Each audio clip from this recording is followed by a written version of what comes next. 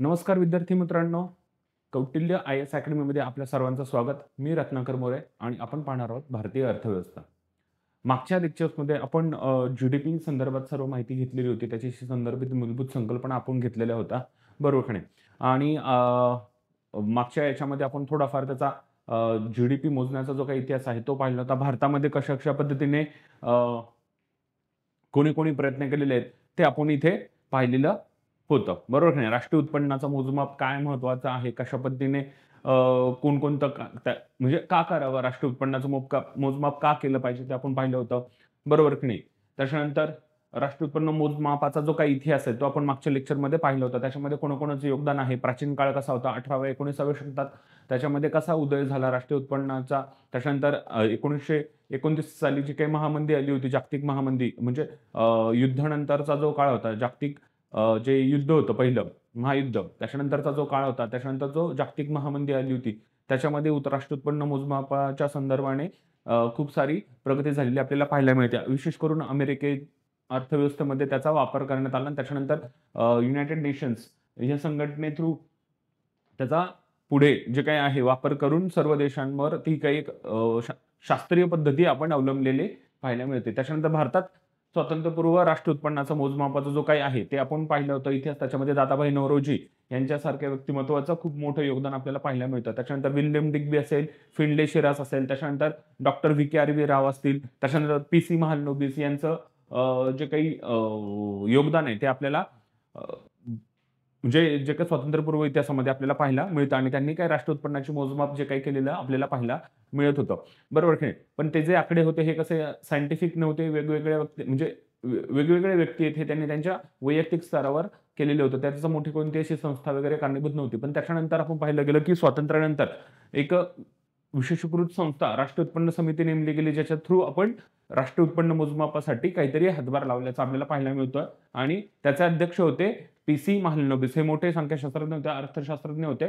यांचा या समितीमध्ये अध्यक्षपद होतं आणि त्याच्यानंतर सदस्य होते ते डी.आर. गाडगीळ आणि डॉक्टर व्ही.के.आर.व्ही. राव यांनी त्याचे सदस्य होते. आणि यांनी समिती जी होती यांनी छानपैकी जी काही शिफारसी केली त्याच्यानंतर काय आपण सेंट्रल स्टॅटिस्टिकल ऑर्गनायझेशन, बरोबर की नाही, ही स्थापन केली होती, केंद्रीय सांख्यिकीय कार्यालय. त्याचं नंतर नामकरण केलं गेलं सेंट्रल स्टॅटिस्टिकल ऑफिस, सीएसओ म्हणून. हे आपण मागच्या लेक्चरमध्ये पाहिलेलं आहे. त्याचं सीएसओ मार्फत जे काही 6 हे आहेत प्रकाशित केले जाणारे त्यांचे आकडेवारी, ती कोणकोणत्या पद्धतीची ती पाहिली. त्याच्यानंतर पुढची संस्था पाहिली होती आपण राष्ट्रीय नमुना सर्वेक्षण कार्यालय, किंवा पहिले त्याचं नाव होतं संघटना, नॅशनल सॅम्पल सर्व्हे ऑर्गनायझेशन. त्याचं नंतर नामांतर करून कशामध्ये करण्यात आलं, नॅशनल सॅम्पल सर्व्हे ऑफिस, ठीक आहे, कार्यालय, याच्यामध्ये असं नामांतरण केलं गेलं. हे केव्हा 1970च्या काळामध्ये. एनएसएसओ काय करत असते, विविध प्रकारचे डेटा गोळा करत असते, हे आपण मागच्या लेक्चरमध्ये पाहिलेलं आहे. एनएसएसओचं कार्य सुद्धा 4 विभागांमार्फत चालतं, ते आपण पाहिलेलं आहे.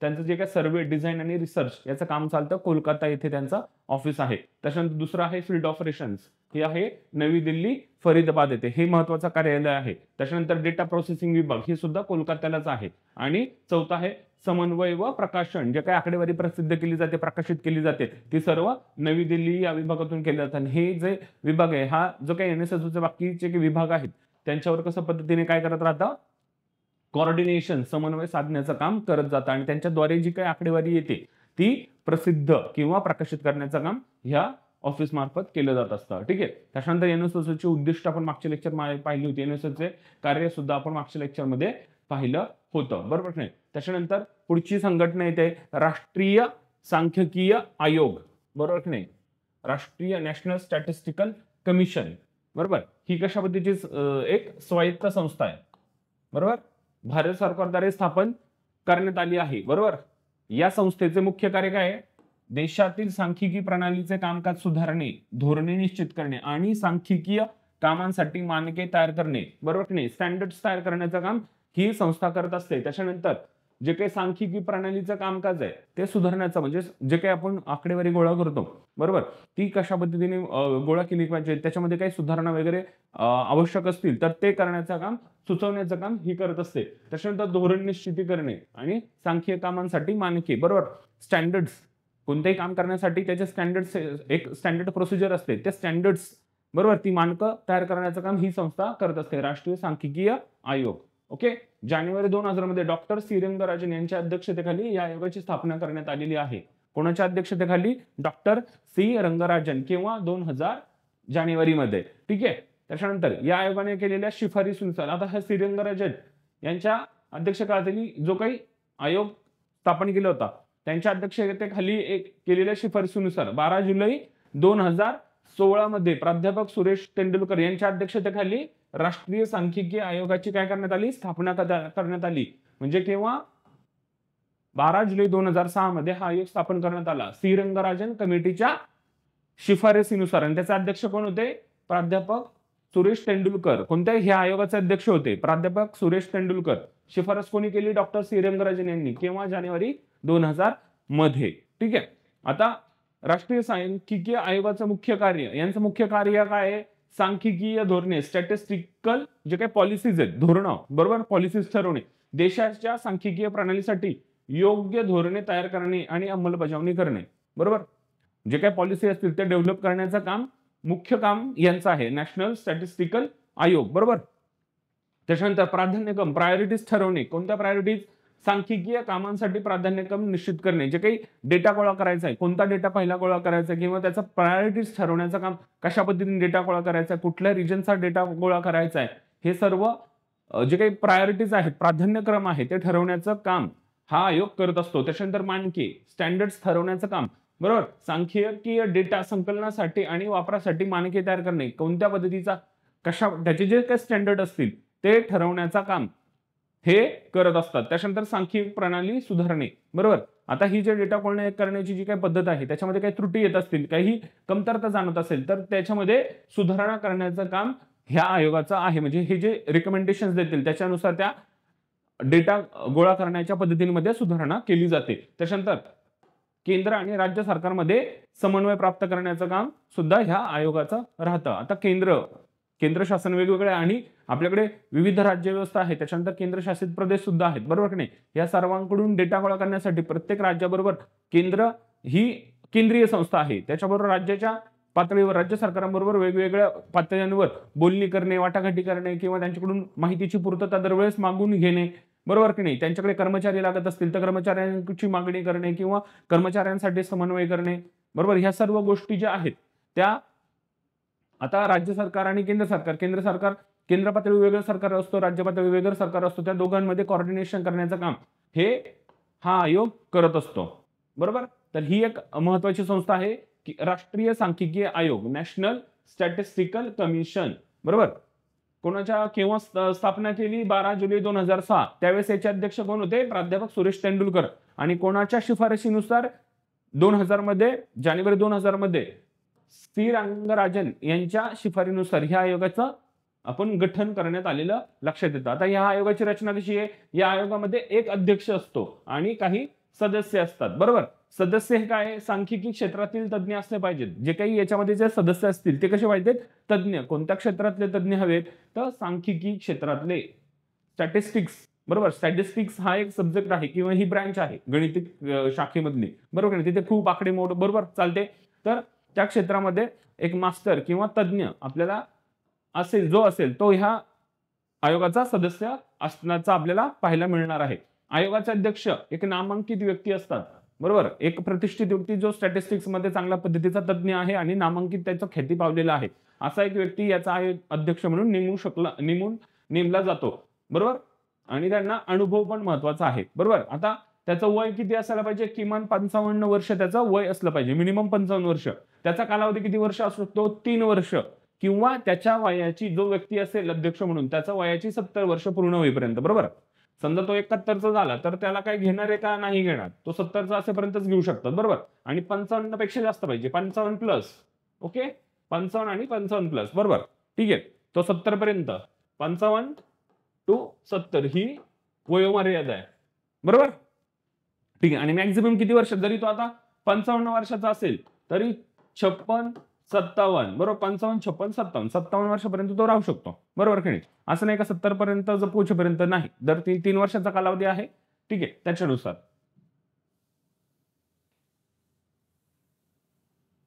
बरोबर. ह्या आयोगाचं महत्व काय आहे? हे राष्ट्रीय सांख्यिकी आयोगाचं महत्व आहे देशाच्या सामाजिक आर्थिक विकासासाठी आवश्यक असलेल्या सांख्यिकीय डेटाची निर्मिती आणि गुणवत्ता निश्चित करणे. बरोबर. एकतर हा डेटा राष्ट्रीय पातळीवर गोळा करायचा आहे. बरोबर. त्याच्यामध्ये गुणवत्ता, क्वालिटी, चांगल्या पद्धतीचा डेटा गोळा केला पाहिजे. बरोबर का नाही? तर ते ठरवण्याचं काम म्हणजे हे महत्व आहे, की हा जे काही स्टँडर्ड प्रोसिजर तयार करतात, त्याच्यानंतर राज्यांशी आणि केंद्राशी समन्वय साधण्याचा जो काही यांचा प्रयत्न असतो, याच्यावरून क्वालिटेटिव्ह डेटा जो काही होतो तो तयार करण्याचं काम यांचं आहे. बरोबर. हे त्यांचं महत्व आहे. आणि हा डेटा जो गोळा केला होता त्याचाच इम्पॅक्ट म्हणजे त्या डेटावरूनच पुढे काय केलं तर पॉलिसीज ज्या काय आहेत त्या तयार केल्या जातात. त्याच्यामुळे याचं महत्व अनन्यसाधारण आहे. या आयोगाच्या माध्यमातून देशातील सांख्यिकी प्रणाली, बरोबर, स्टॅटिस्टिक्स प्रणाली अधिक सक्षम आणि प्रभावी होत असते. जी काय आपण डेटा गोळा करत असतो ते अधिक सक्षम, दृढ आणि चांगल्या पद्धतीचा क्वालिटेटिव्ह डेटा तयार करण्याचं काम यांचं असतं. बरोबर. सांख्यिकी डेटाच्या मदतीने सरकार आणि इतर संस्था योग्य निर्णय घेऊ शकतात. बरोबर. हे जे स्टँडर्ड्स, हा जो आयोग आहे, हे जे स्टँडर्ड्स करतील त्याच्यानुसार बाकीच्या संस्था काय करणार आहेत, देशभरातून डेटा गोळा करणार आहेत. आणि तो जर क्वालिटीचा असेल, जेवढा चांगल्या गुणवत्तापूर्ण जो डेटा असेल त्याच्या पद्धतीने चांगला आउटपुट आपल्याला मिळणार आहे. आणि जो काही याचा आउटपुट असेल डेटाचा, त्याच्यानुसार सरकार किंवा विविध संस्था असतात. बरोबर का नाही? ह्या डेटाचा वापर करून एखादी संस्था असेल, समजा गव्हर्नमेंट ऑर्गनायझेशन नसेलही, ते ह्या डेटाचा वापर करून एक चांगल्या पद्धतीचं अनालिसिस करू शकतात. जेणेकरून काही रेकमेंडेशन असतील सरकारला, त्या करू शकतात, की ह्या क्षेत्रामध्ये गरज आहे, ह्या ठिकाणी आपल्याला प्रगती करण्याची गरज आहे, ह्या धोरणांमध्ये बदल करण्याची गरज आहे. अशा पद्धतीचं ते अनालिसिस तिथला जो काही थिंक टँक असेल त्या ऑर्गनायझेशनचा, तसा सरकारी पातळीवर सुद्धा असतो.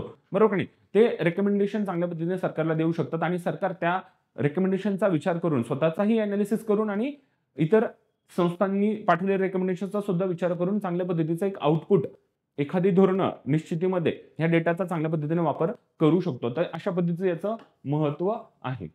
बरोबर.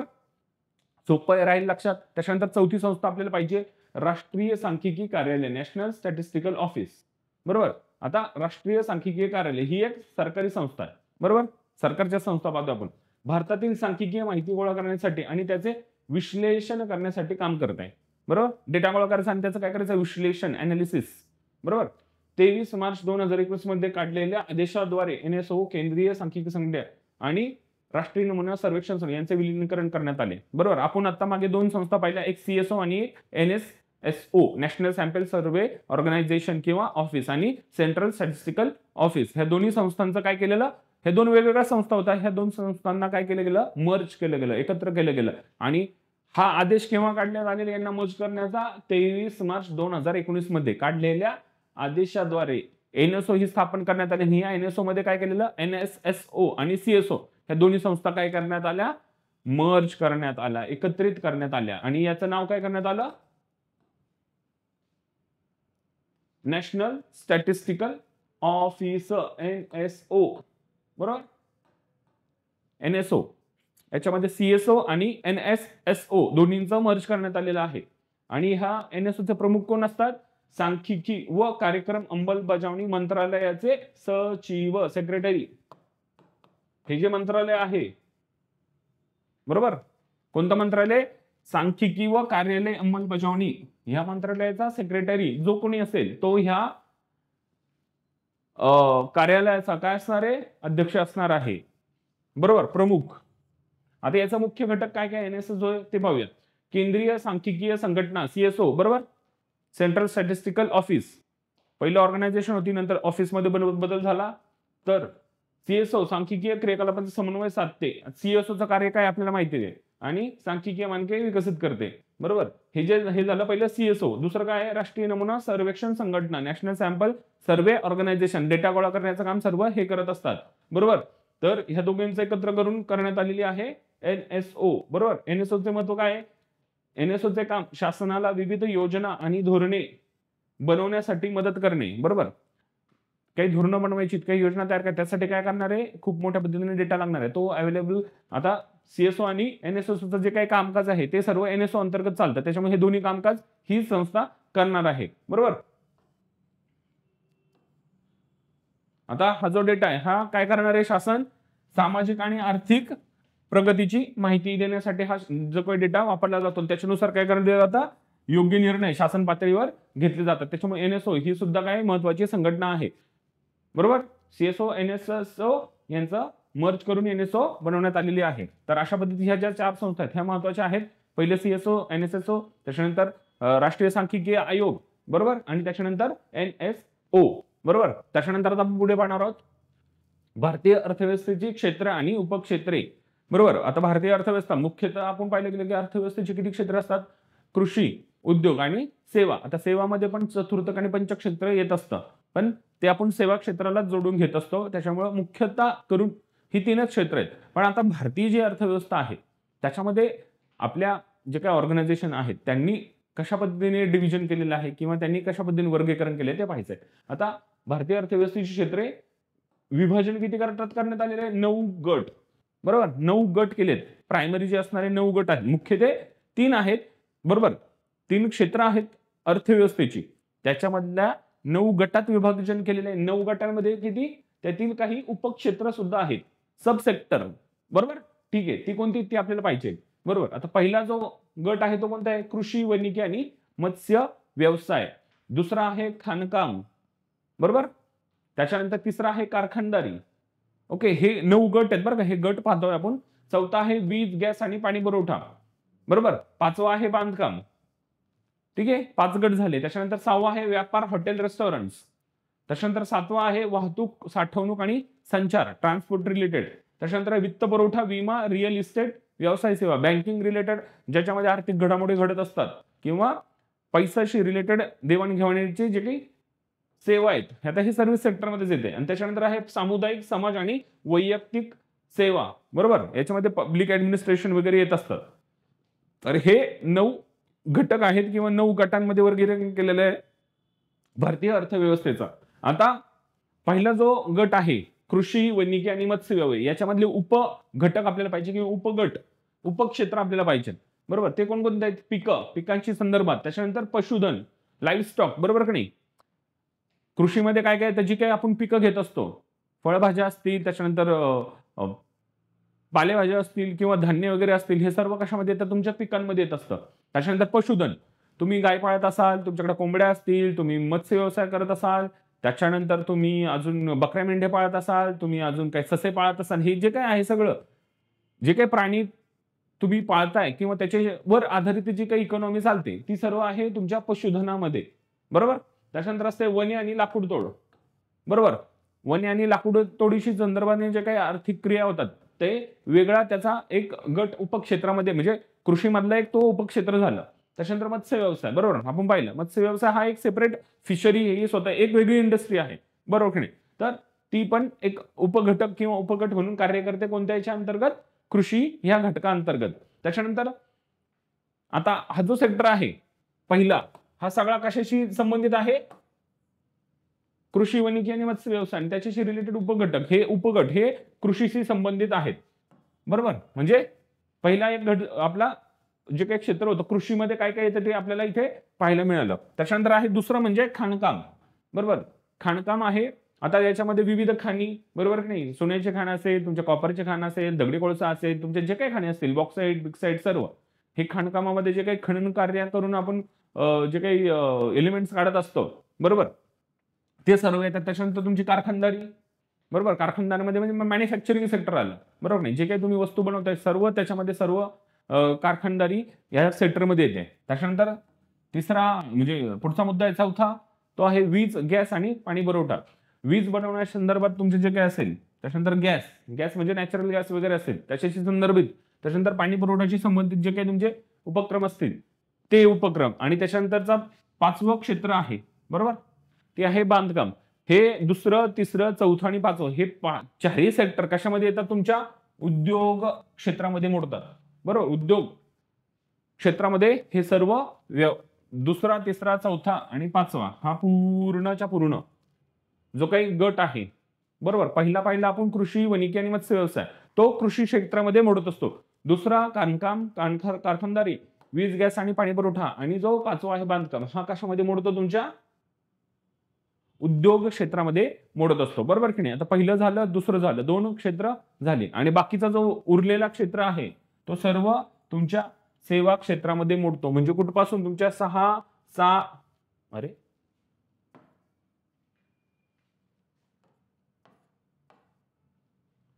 सहावं, त्याच्यानंतर 7वं, 8वं आणि 9वं हे जे काही क्षेत्र गटांमध्ये वर्गीकरण केले, हे सर्व क्षेत्र कशामध्ये मोडतात? तुमच्या सेवा क्षेत्रामध्ये मोडत असतात. तर त्याच्यामध्ये पाहूया.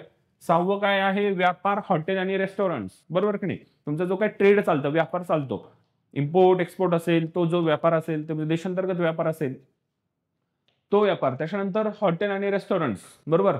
तुमचं हॉटेल असेल, रेस्टॉरंट्स असेल, मोठमोठे हॉटेल्स असतात, त्यांचे चेन असतात. हे सर्व कशामध्ये येतात? तुमच्या सेवा क्षेत्रामध्ये मोडलं जातं. त्याच्यानंतरचा पुढचा आहे वाहतूक, साठवणूक, संचार, ट्रान्सपोर्ट. बरोबर. आता याच्यामध्ये ट्रान्सपोर्ट तुमचं विमानातर्फे असेल, वाहनातर्फे असेल, पाण्यातर्फे असेल, रेल्वेतर्फे असेल, हे सगळ्या पद्धतीचे काही ट्रान्सपोर्टचं मीडियम आहे. ते सुद्धा कसं आहे? एक सेवा क्षेत्र आहे. ठीक आहे. त्याच्यानंतर रेल्वे, इतर वाहतूक, साठवणूक. आता साठवणूकमध्ये काय आहे? तुम्ही मोठ्या पद्धतीने स्टॉक करत असाल, ही पण काय आहे? एका पद्धतीची सेवा असं आहे. बरोबर. गव्हर्नमेंट सुद्धा मोठमोठं जे अन्नधान्य वगैरे असतील, महत्वाचे जे पदार्थ असतील, ते साठवणूक करत असतं. तर तो तुमच्या सेवा क्षेत्राचाच भाग येतो. त्याच्यानंतर संचार. आता संचारमध्ये टेलिकॉम इंडस्ट्री सुद्धा येत असते. बरोबर. BSNL झालं, त्याच्यानंतर वोडाफोन, आयडिया, हे काय सर्व्हिस प्रोव्हाइडेड क्षेत्र आहेत. ही सर्व क्षेत्र तुमच्या संचार माध्यमात येत असतात. बरोबर. भारत संचार निगम लिमिटेड, BSNL. बरोबर की नाही? BSNL, MTNL. बरोबर नाही? ह्या तुमच्या संचार सेवा देणाऱ्या कंपन्या आहेत. तर ते हे जे काही संचार प्रोव्हाइड करतात, बरोबर, हे काय आहे? तुमच्या सेवा क्षेत्राचा भाग आहे. त्याच्यानंतरचा पुढचा आहे 8वा गट. 8व्या गटामध्ये काय येतं? वित्त पुरवठा, विमा, रिअल इस्टेट आणि व्यवसाय सेवा. आता याच्यामध्ये उपक्षेत्र कोणते आहेत? बँकिंग आणि विमा. बरोबर की नाही? बँकिंग क्षेत्र असेल, विमा क्षेत्र असेल, इन्शुरन्स सेक्टर. बरोबर की नाही? आता इन्शुरन्स मध्ये लाईफ इन्शुरन्स सुद्धा येतो आणि प्रॉपर्टी इन्शुरन्स सुद्धा येत असतात. हे सर्व सेक्टर काय आहे? तुमच्या सर्व्हिस सेवा क्षेत्राचा भाग आहे. त्याच्यानंतर रिअल इस्टेट आणि व्यवसाय सेवा. बरोबर. रिअल इस्टेट कन्सल्टन्सी वगैरे दिली जाते. बरोबर की नाही? त्याच्यानंतर तुम्हाला मोठमोठे फर्म्स असतात रिअल इस्टेटचे. बरोबर. हे बांधकाम वेगळं, बरं का? बांधकाम हे तुमच्या उद्योग क्षेत्रात असतं, पण हे रिअल इस्टेट म्हणजे तुमच्याशी जे काय कन्सल्टेशन वगैरे चालतात, तर ते सर्व तुमच्या इंटिरियर डिझाईन वगैरे हे जे असे असतील, जिथे सेवा पुरवली जाते. बरोबर की नाही? तर ते जे आहे ते काय आहे? तुमचं सेवा क्षेत्र आहे. त्याच्यानंतर सामुदायिक, समाज आणि वैयक्तिक सेवा. आता समाजाशी रिलेटेड काही जे काही प्रोफेशन्स आहेत, जिथे समाजाशी संबंधित घटना घडत असतात, जसं की लोक प्रशासन आणि संरक्षण, डिफेन्स पण काय सर्व्हिस इंडस्ट्री आहे. त्याच्यानंतर लोक प्रशासन, जे काही तुमचं ऍडमिनिस्ट्रेशन चालतं, हे सर्व सर्व्हिस इंडस्ट्रीमध्ये येत असतं. तुमचं पोलीस असेल, तुमचं न्यायपालिका असेल, त्याच्यानंतर जे काही ऍडमिनिस्ट्रेशनचे काम आहे, हे सर्व सर्व्हिस याच्यामध्ये येत असतात. आणि अजून काही तुमच्या इतर सेवा असतील, इतर सेवांमध्ये सुद्धा बाकीचे जे काही सेवा असतील, त्या सर्व जे काही सेवा ब्रँड खाली येतात किंवा सर्व्हिस म्हणून जे येतात, ते सर्व सेवा क्षेत्रात भाग येतो असतो. ठीक आहे. म्हणजे मुख्य कृषी, उद्योग आणि सेवा हे 3 क्षेत्र. बरोबर की नाही? परंतु आपण जे काही मुख्य 9 क्षेत्रामध्ये भारतीय अर्थव्यवस्थेचं वर्गीकरण केले आहे, 9 क्षेत्र आणि त्याचे उपक्षेत्र. बरोबर. आणि हे कोणते क्षेत्र, कृषीमध्ये कोणतं क्षेत्र, उद्योग याच्यामध्ये कोणतं क्षेत्र, सेवा याच्यामध्ये मोडतंय, हे आपण इथे पाहिलं. लक्षात ठेवायला सोपं आहे, जास्त काय अवघड नाहीये. बरोबर. आता राष्ट्रीय उत्पन्न गणनेच्या पद्धती आपण पाहिलेल्या आहेत, मागच्या लेक्चर्समध्ये पाहिलेल्या आहे. उत्पादन पद्धत, उत्पन्न पद्धत आणि खर्च पद्धत, ह्या 3 पद्धती आहेत. कसल्या? राष्ट्रीय उत्पन्न गणनेच्या पद्धती. 3 पद्धतींचा वापर केला जातो. पहिली आहे उत्पादन पद्धत, उत्पन्न पद्धत, खर्च पद्धत, आणि अजून एक आहे वस्तू प्रवाह पद्धत, कमोडिटी फ्लो. ठीक आहे. तर अशा पद्धतीने आता हे कमोडिटी आणि खर्च पद्धत हे एकाच याच्यामध्ये मोजलं जातं. तर मुख्य हे 3च आहेत. ठीक आहे. आता भारतात वेगवेगळ्या क्षेत्रांसाठी वेगवेगळ्या पद्धतींचा वापर केला जातो. आता ही कोणती पद्धत कुठे वापरली जाते याच्यावर सुद्धा क्वेश्चन येऊन गेलेला आहे, तर हे लक्षात ठेवायचं आहे. बरोबर. कृषी आणि उद्योग जे क्षेत्र आहे, बरोबर, आता हे तिन्ही जे आपण पद्धती वापरतो, यांचा काय केलं जातं, म्हणजे ह्या तिन्ही पद्धतीने जरी मोजलं तरी तुमचा काय जीडीपी हा समानच आला पाहिजे. पण तो दरवेळेस समान येतोच असं नाहीये, थोडंफार मग ऍडजस्ट करावं लागतं, पण तो समान यायला पाहिजे. आयडियली तुम्ही उत्पादन पद्धतीने तुमचा जीडीपी मोजा, किंवा उत्पन्न पद्धतीने मोजा, किंवा खर्च पद्धतीने मोजा, तुमचा जीडीपी आयडियली काय यायला पाहिजे? समानच यायला पाहिजे. पण तो दरवेळेस समान येईलच असं नाही, कारण की कसं आहे, आकडेवारीमध्ये मोजताना वगैरे थोडाफार आता शेवटी ह्युमन एरर आहे, येऊ शकतात. तर हा थोडाफार ऍडजस्ट करून घेतला जातो. ठीक आहे. तर ह्या 3 पद्धती आहेत, उत्पादन, उत्पन्न आणि खर्च पद्धत. आणि खर्च पद्धतीचा एक पुढचा टप्पा आहे वस्तू प्रवाह पद्धत, कमोडिटी फ्लो. बरोबर. आता पहिलं जे क्षेत्र आहे, पहिलं क्षेत्र आणि द्वितीय क्षेत्र म्हणजे कृषी आणि उद्योग क्षेत्र ह्याचा जो काही जीडीपी तो कशा पद्धतीने मोजला जातो? उत्पादन पद्धत. बरोबर. क्षेत्र कोणतं आहे? कृषी व उद्योग क्षेत्र. ह्याच्याद्वारे जो जीडीपी मोजला जातो तो कशा पद्धतीने? उत्पादन पद्धतीने. बरोबर. त्याच्यानंतर सेवा क्षेत्र येतं. सेवा क्षेत्राचा जीडीपी कशा पद्धतीने मोजला जातो? उत्पन्न पद्धतीचा. बरोबर. त्याच्यानंतर आपण एक पाहिलं होतं, एक सेक्टर 9 जे आता आपण गट पाहिले याच्यामध्ये एक पाहिलंय बांधकाम क्षेत्र. बरोबर. बांधकाम क्षेत्र हे उद्योग क्षेत्रात मोडत असतं, पण त्याचा एक सेपरेट पद्धत आहे, मोजण्याची खर्च पद्धत आहे. पण ती कशी आहे बघूया. आता बांधकाम क्षेत्र जे आहे, बरोबर. आता याच्यामध्ये बांधकाम क्षेत्रामध्ये सुद्धा 2 गट केले जातात. एक ग्रामीण पद्धतीचा म्हणजे ग्रामीण भागात केलं जाणारं बांधकाम आणि त्याच्यासाठी लागणारा जो काही पद्धत त्याच्याद्वारे जो काही खर्च होतो तो खर्च पद्धतीने त्याचं उत्पन्न म्हणजे त्याची जी काही गणना आहे ती खर्च पद्धतीने केली जाते. आणि बांधकाम मधल्या शहरी विभागात जे काही बांधकामाचं मोजमाप केलं जातं ते कशा पद्धतीने? वस्तू प्रवाह पद्धत. बरोबर. एवढाच डिफरन्स आहे. बांधकाम क्षेत्रामध्ये ग्रामीण आणि शहरी असा भेद आहे. ग्रामीण जे बांधकाम आहे ते खर्च पद्धतीने मोजलं जातं आणि जे शहरी बांधकाम आहे ते वस्तू प्रवाह पद्धतीने मोजलं जातं. आता जे काही समजा बांधकाम रिलेटेड समजा एखाद्या सरळ वाक्याला बांधकाम पद्धतीने बांधकाम क्षेत्रातील जे काही मोजमाप आहे ते खर्च पद्धतीने केलं जातं तर एकदम बरोबर आहे. त्याच्यामध्ये चूक असं काहीच नाहीये. बरोबर. अशा पद्धतीचं वाक्य आलं तर ते बरोबरच असणार आहे 100%. बरोबर. आता त्याच्यामध्ये जर अजूनही डीप मध्ये त्यांनी विचारलं की शहरी आणि ग्रामीण तर मग आपल्याला डिफरन्शिएट करावं लागेल की शहरीमध्ये आहे वस्तू प्रवाह पद्धत आणि ग्रामीण जो काही बांधकाम आहे त्याची गणना कशा पद्धतीने? खर्च पद्धतीने केली जाते. पण पहिला गेलं तर बांधकाम जे आहे ते आपल्याला उद्योग क्षेत्रात मोडतं. बरोबर. तर तिथे उत्पादन पद्धत आहे. पण फक्त पर्टिक्युलरली जर बांधकामाचं विचारलं गेलं तर आपल्याला काय येईल? खर्च पद्धत. फक्त बांधकामाचं. ठीक आहे. आणि बांधकामामध्ये पण त्यांनी डिफरन्शिएट केलं शहरी आणि ग्रामीण तर आपल्याला त्या अकॉर्डिंगली उत्तर पाहायचं आहे. बरोबर. त्याच्यानंतर राष्ट्रीय उत्पन्नाच्या आधारभूत वर्ष शृंखला आपण पाहिलं. आधारभूत वर्ष कशासाठी घेत असतो ते आपण पाहिलं.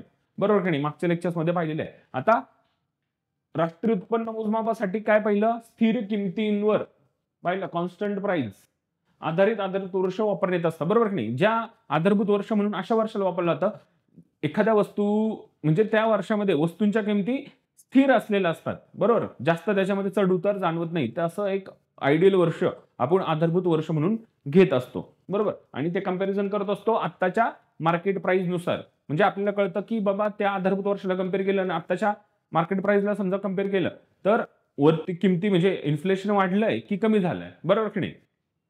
तर बघूया. आता ही जी सीएसओ नाही, सीएसओ ही संघटने भारतीय अर्थशास्त्रात 13 विविध क्षेत्रांमध्ये विभागलेलं आहे. बरोबर. आणि त्याची मोजमापाची पद्धत सुद्धा आपल्याला पाहिजे आहे. आणि ही जी शृंखला आहे ते आपण पाहणारच आहोत. आता आर्थिक क्षेत्र. बरोबर. आता हे जे कृषी व संलग्न त्याच्यानंतर वनिकी असेल मत्स्य व्यवसाय झाले हे उत्पादन पद्धत आहे. कारखानदारी खाणकाम असेल बांधकाम ग्रामीण आणि शहरी असेल हे उत्पादन पद्धत कुठपर्यंत आहे? कारखानदारीपर्यंत. बरोबर. त्याच्यानंतर बांधकाम असेल आता पाहिलं आपण बांधकाम ग्रामीण असेल तर खर्च पद्धत शहरी असेल तर वस्तू प्रवाह पद्धत. बरोबर. त्याच्यानंतरचे जे काय आहे वीज गॅस पुरवठा व्यापार हॉटेल्स त्याच्यानंतर हे जे सर्व काय आहे हे सेवा क्षेत्राचा भाग आहे. सेवा क्षेत्र आपण कशामध्ये मोजतोय? उत्पन्न पद्धत इन्कम. बरोबर. उत्पन्न पद्धतीने आपण मोजत असतो. बरोबर. ही 13 क्षेत्र अर्थशास्त्राचं 13 क्षेत्रामध्ये विभाजन कोणी केलेलं आहे? सीएसओने. ठीक आहे. आता आधारभूत वर्षाच्या शृंखला. बरोबर. पहिली जी काही आधारभूत वर्ष आहे ही केव्हा घेतलं गेले? 1948 49. बरोबर. सुरुवात केव्हा गेली? 1956 पासून. म्हणजे 1956 ला जे काही आकडेवारी घेतली त्यावेळेस जे काही मोजमाप चाललं होतं ते आधारभूत वर्ष कशाला मानलं होतं? 1948 49. बरोबर. ह्या वर्षी ज्या स्थिर किमती होत्या त्यांना आधारभूत मानून 1956 ची आकडेवारी आपण काढली होती. त्याच्यानंतर दुसरी जी गणना होती आधारभूत शृंखला ऑगस्ट 1967 साली घेतली गेली आणि ती कोणतं आधारभूत वर्ष मानलं त्याला? 1960-61. 1967 साली जी आकडेवारी काढली गेली ती 1960-61 या वर्षाला आधारभूत मानून काढली गेली. आता हे 60-61 2 वर्षाचा गॅप आहे. बरोबर की नाही? आपलं कसं चालतं? आर्थिक वर्ष काय आहे? 1 एप्रिल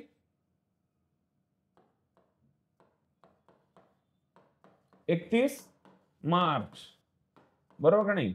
याच्यामध्ये जानेवारी आणि हे नाहीये, म्हणजे जानेवारी टू डिसेंबर असं काही नाहीये. शंकराचार्य समितीने काय केले, रेकमेंडेशन केलेले आहेत की बाबा आपण जानेवारी ते डिसेंबर असं आर्थिक वर्ष करूयात, परंतु ते काय अजून झाले नाही. तर आपलं कसं आहे 1 एप्रिल ते 31 मार्च, बरोबर नाही? म्हणून ते 19-20, 2001-2, 2024-25 अशा पद्धतीने आपली ती कालगणना होत असते. तर इथे राहणार 48, 49, 60, 61. ठीक आहे, ह्या आकडेवारी आहेत. बरोबर, आतापर्यंत किती झालेले आहेत? 8 शृंखला झालेल्या आहेत बेस इयरच्या. बरोबर, त्याच्यात तिसरी आहे जानेवारी 1978 साली तिसरी आधार शृंखला काय मांडली गेली? 1970-71 हे वर्ष काय आधारभूत म्हणून घेतलं गेलं. त्याच्यानंतर चौथं केव्हा आहे? फेब्रुवारी 1988. ह्या साली कोणतं आधारभूत वर्ष मानलं गेलं? 1980-81. त्याच्यानंतर आहे 1999, कितवं? 5वं आधारभूत वर्ष काय आहे? 1993-94. ठीक आहे, आता हे काही आपल्याला याच्यावर प्रश्न येणार आहे की कोणत्या साली कोणतं आधारभूत वर्ष आहे. फक्त आपल्याला हे शेवटचे 2 लक्षात ठेवायचे. बाबा 7वं 8वं कोण आहे, काय आहे. बरोबर, आता हे 7वं कोणतं आहे? 2004-5. बरोबर, हे केव्हा घेतलं होतं? जानेवारी 2010ला. 2004-5 हे काय मानलं गेलं आधारभूत वर्ष. त्याच्यानंतर जानेवारी 2015 पासून कोणतं आधारभूत वर्ष मानतोय आपण? 2011-12. बरोबर, जानेवारी 2015 पासून आपण आधारभूत वर्ष कशाला मानतोय? 2011-12 या वर्षाला आधारभूत वर्ष म्हणून पाहिलं जात आहे. आणि याचे कोण होते अध्यक्ष? प्रोफेसर के सुंदरम. आणि 7वं जे होतं त्याचे कोण होते? अभिजित सेनगुप्ता. बरोबर, ह्या रेकमेंडेशनचे की आधारभूत वर्ष काय मांडायचंय. बरोबर, आणि आता जे आहे 9वं आधारभूत वर्ष हे अजून नियोजित आहे, हे अजून यायचंय. ठीक आहे, ते जेव्हा येईल तेव्हा अपडेट होईल. ठीक आहे, तर ह्या बेस इयरच्या काय आहेत? आपल्या शृंखला आहेत. आतापर्यंत 8 झालेल्या आहेत, 9वीवर काम चालू आहे. 8वे याचं कोण होतं? के सुंदरम. प्राध्यापक प्रोफेसर के सुंदरम हे त्याचे हेड होते, यांनी हे सुचवलेलं होतं. बरोबर बरोबर ठीक आहे. त्याच्यानंतर आपल्याला पाहिजे भारताचा जीडीपी आणि मोजमाप. बरोबर, आता भारताचा जीडीपी कशा पद्धतीने मोजला जातो किंवा काय ते पाहायचंय. भारताच्या जीडीपी मोजमाप करण्याच्या पद्धतीमध्ये जानेवारी 2015 पासून बदल करण्यात आलेला आहे. केव्हापासून? जानेवारी 2015 पासून. 2014 साली गव्हर्नमेंट बदलण्यात आलं. बरोबर, काँग्रेस सरकार जाऊन एनडीए सरकार आलं, पंतप्रधान नरेंद्र मोदी यांच्या रूपात पंतप्रधान आपल्याला भेटले. त्याच्यानंतरचं सरकार आणि त्याच्यानंतर काय आलं? आपला जो जीडीपी मोजण्याची पद्धत होती ती बदलण्यात आली. पहिली जी पद्धत होती ही कशी होती? फॅक्टर कॉस्टल होती, घटक किमतींना आपला जीडीपी काढला जायचा. बरोबर, त्याच्यानंतर 2015 पासून काय केलं गेलं? आपल्या याच्यामध्ये बदल करण्यात आला. घटक किमतींना मोजण्याऐवजी कोणत्या किमतींना मोजायचं चालू केलं? Constant price at market. बरोबर, कॉन्स्टंट मार्केट प्राइस, स्थिर बाजार किमतींना आपला जीडीपी मोजला जाऊ लागला. 2015 पासून हा झालेला थोडा शिफ्ट आहे, हे लक्षात ठेवायचंय. स्थूल मर्दिताचे मोजमाप करण्यासाठी मूलभूत किमतींचा वापर करण्यात आला आहे. बरोबर, त्याच्यानंतर जीडीपी आणि जीव्हीए सुद्धा आपण मोजायला लागलेलो आहे. ग्रॉस व्हॅल्यू ऍडेड याचा मोजमाप करण्यासाठी कोणत्या किमतींचा?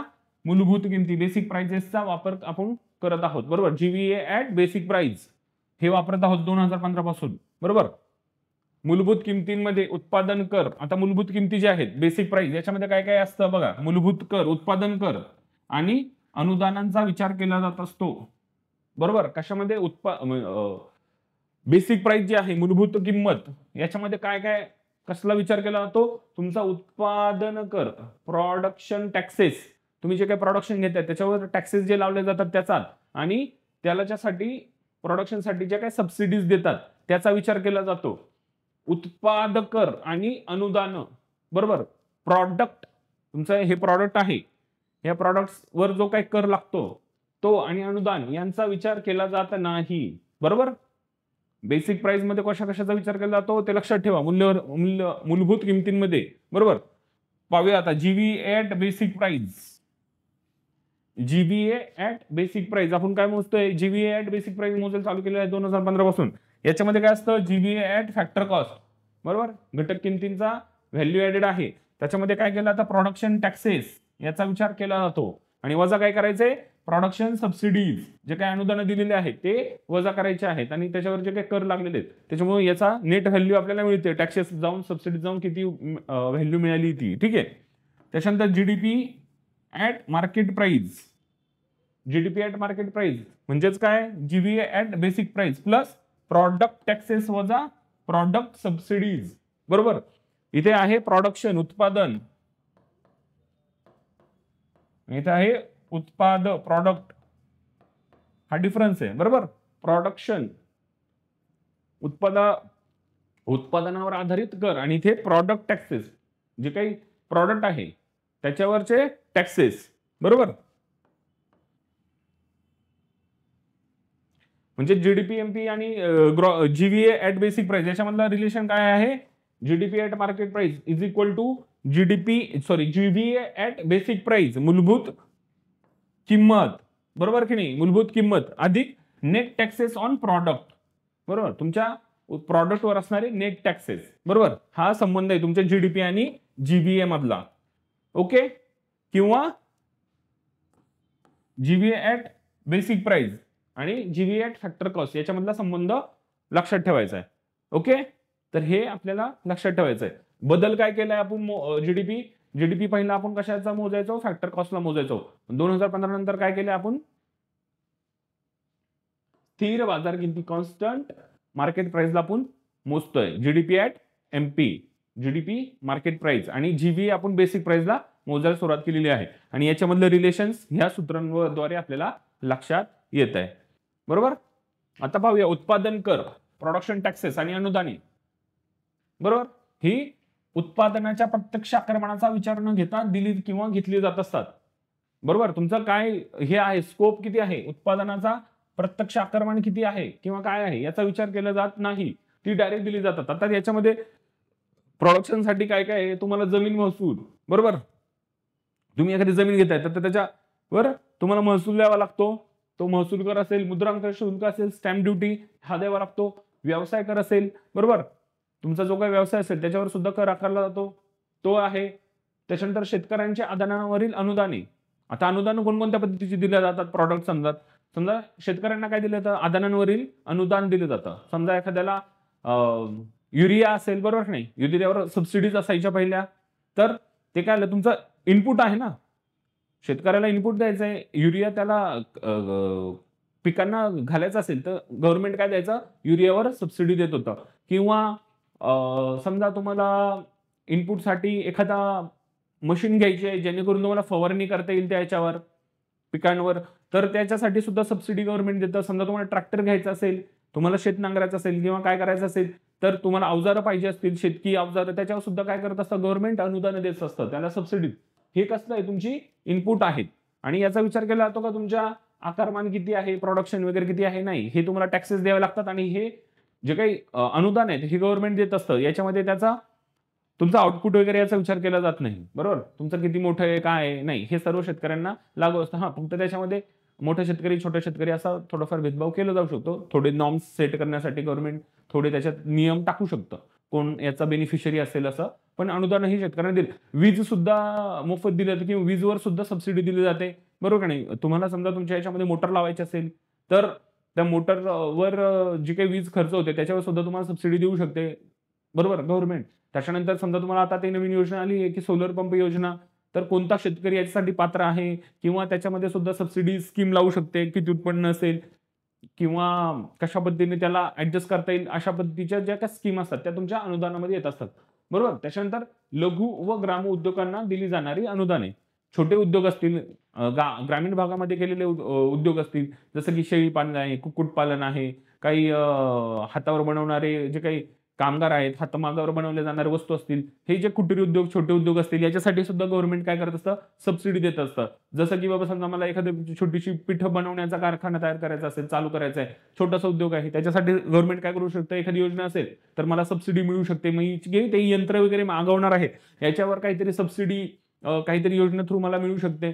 तर ही काय झाली? तुमची सबसिडीज झाल्या. त्याच्यानंतर महामंडळे व सहकारी संस्थांना दिली जाणारी प्रशासकीय अनुदाने बरोबर की शासनाचे असे महामंडळ असतात भरपूर सारे बरोबर, तर त्यांना सुद्धा काय दिले जातात? सबसिडीज दिले जातात. त्या महामंडळ, आता भरपूर महामंडळ असतात, तर त्या महामंडळांना त्याच्या ज्या प्रत्येक महामंडळाच्या वेगवेगळ्या स्कीम असतात, तर त्यांना सुद्धा काय दिले जातात?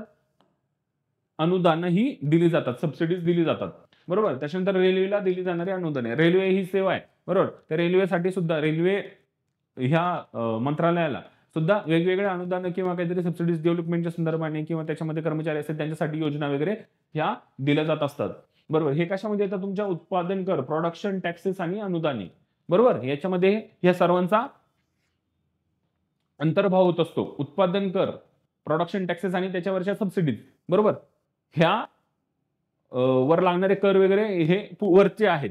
त्याच्यानंतर आहे उत्पादन कर, प्रॉडक्ट टॅक्सेस आणि अनुदाने, बरोबर. प्रॉडक्ट, बरोबर. समजा मी हा पेन बनवतोय, ह्या प्रत्येक प्रॉडक्ट मागे काहीतरी हा एक उत्पाद आहे, याची गणना केली जाते. 100 प्रॉडक्ट बनवले तर प्रत्येक युनिट मागे मला काय द्यावं लागणार आहे, त्याचा काही वेगळा टॅक्स असेल तो द्यावा लागणार.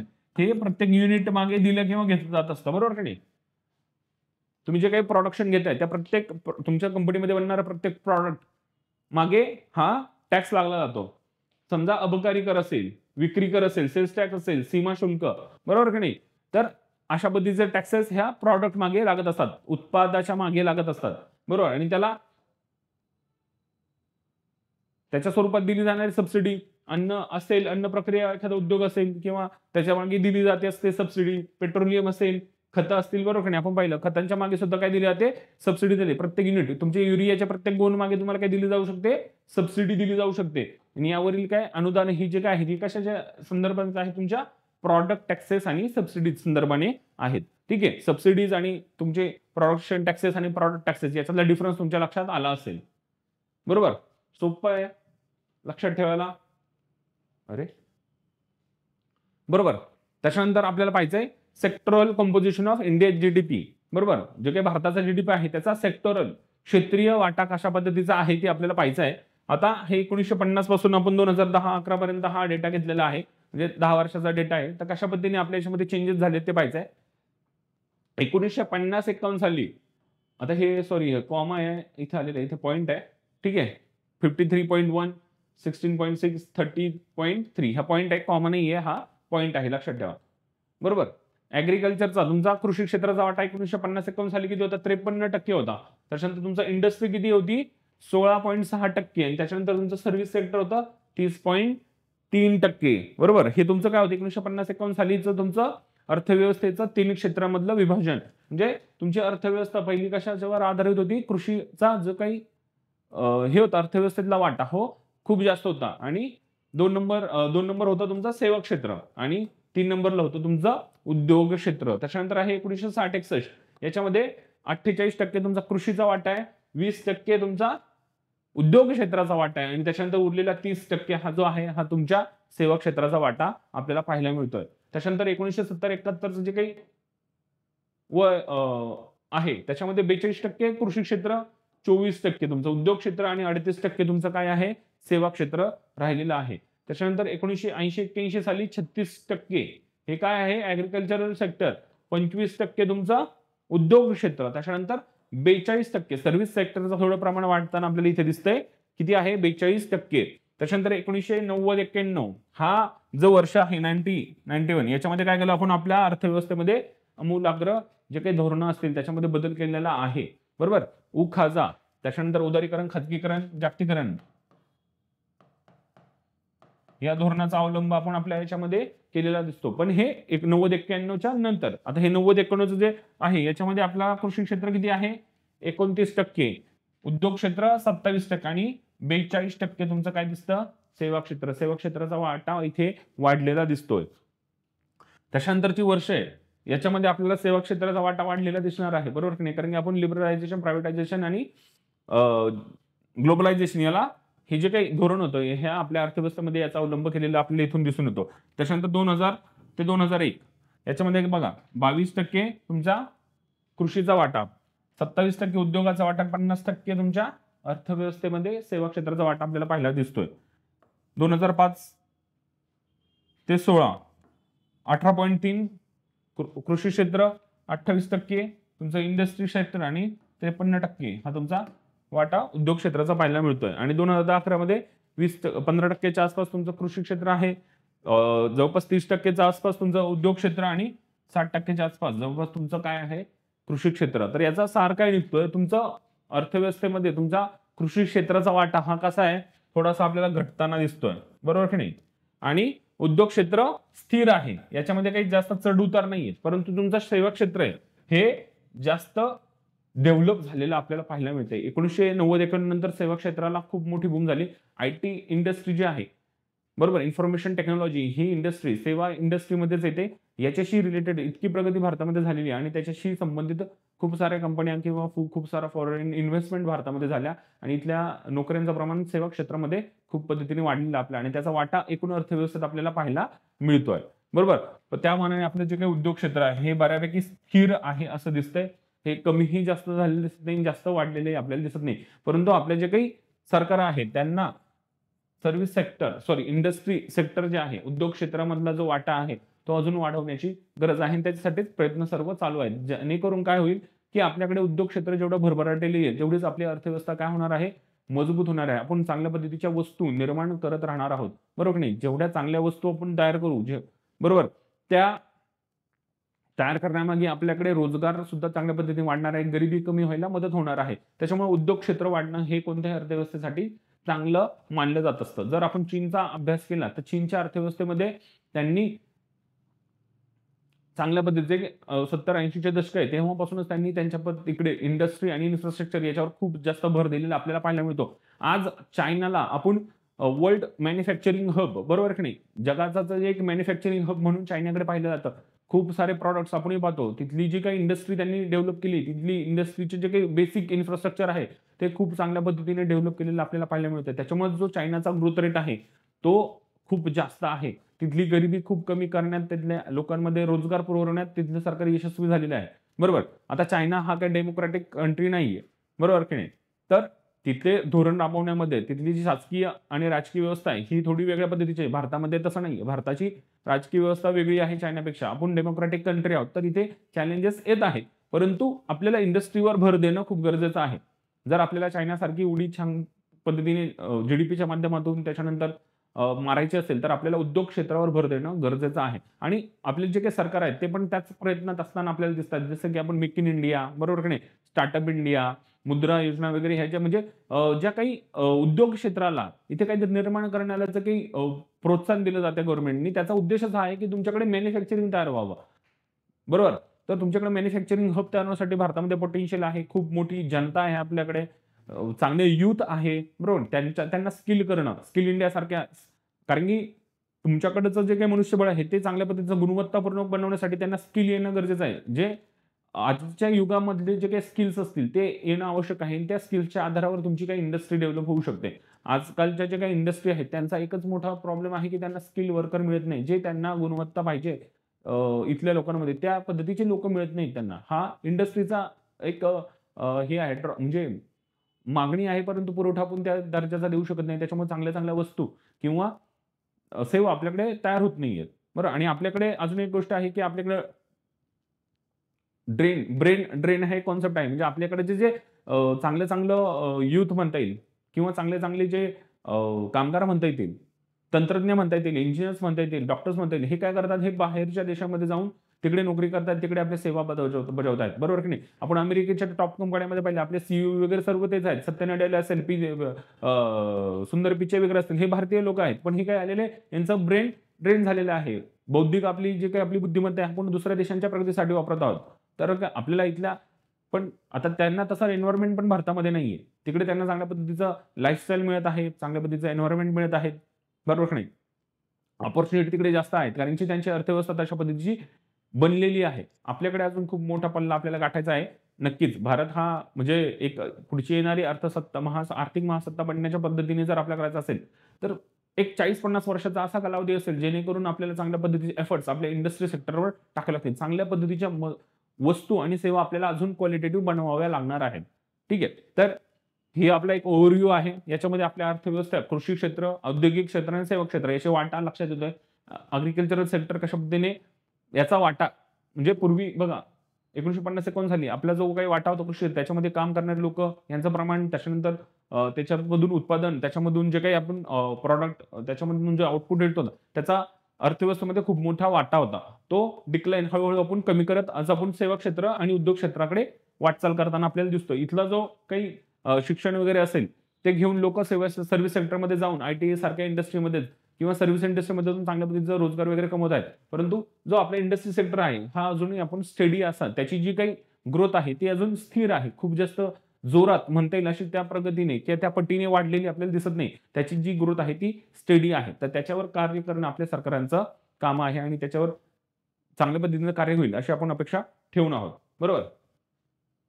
त्याच्यानंतर आपला पुढचा टॉपिक आहे जीडीपी ऑफ इंडियन स्टेट्स. बरोबर. आपण राष्ट्रीय पद्धतीचा जीडीपी पाहिला, त्याच्यामधला वाटा पाहिला कशा पद्धतीचा आहे.